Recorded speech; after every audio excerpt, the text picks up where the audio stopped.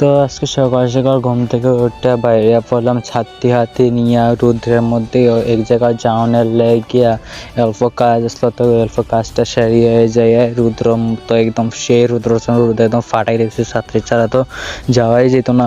তো যাই হোক ছাত্রী নিয়ে বাইরে পড়লাম যাওয়ার লেগিয়া। তো রৌদ্র মা রৌদ্রের কারণে হাঁটার একদম ইচ্ছা করে না, যে কিছু করার নাই, সাইকেলও নাই বাইকও নাই, তো আইটা তো যাইতেই লাগবে, একটু কাজ করার লেগে তো অল্প কষ্টই করতেই লাগবে। তারপরে বাইরে পড়ছি দোকানে যাওয়ার লেগে, দুপুরের পর দোকানে গেছিলাম অল্প দোকানে কিছু খরচা আনার লেগে।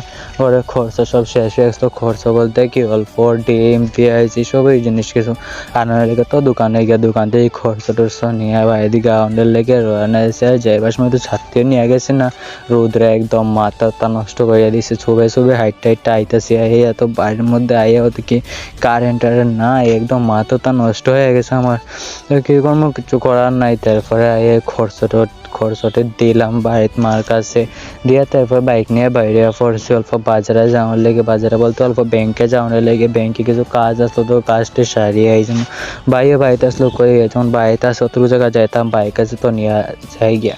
তারপরে ব্যাংকে গিয়ে ব্যাংকের থেকে আইয়া দেখি রৌদ্র উঠছে, তো রৌদ্রের মধ্যে তো রৌদ্র ফায়দাটা তো উঠাইতে লাগবোই। তার লেগে মা আর আমি অনেক সময় বাবা করতে করতে তারপরে না এটির ধানটি পালাই দিই, রৌদ্র মাঝে ধানটি পালাই ধানটি একদম ভালো করে শুকাই যাবে। সেদিন মারা গেছিলাম যে ধানটির অবস্থা খুবই খারাপ আসতো, মানে এটি ভালো করে না শুকাইলে এটি খাওয়ানি যেত না, খাইতে টেস্ট হতো না, তিত্তা করবো কিরম করবো, ধানটি একদম পুরো কালো হয়ে গেছে। তো এটি ভালো করে না শুকাইলে মানে